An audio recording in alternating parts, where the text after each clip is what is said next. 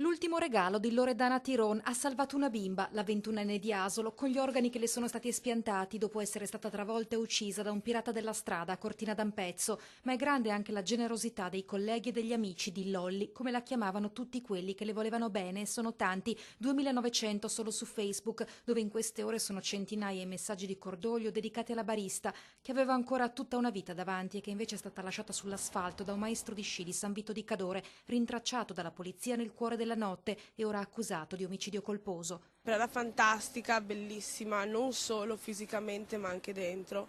Cioè a 21 anni è difficile trovare una persona così.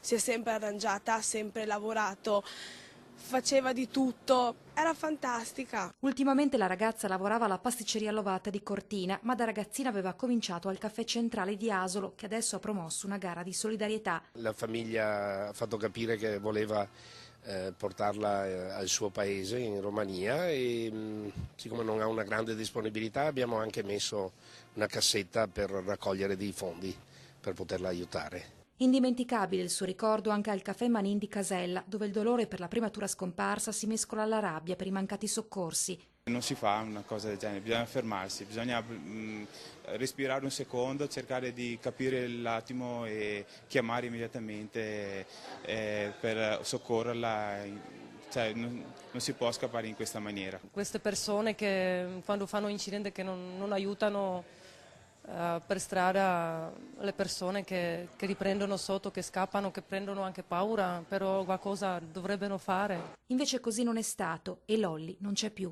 Non è giusto, non è giusto.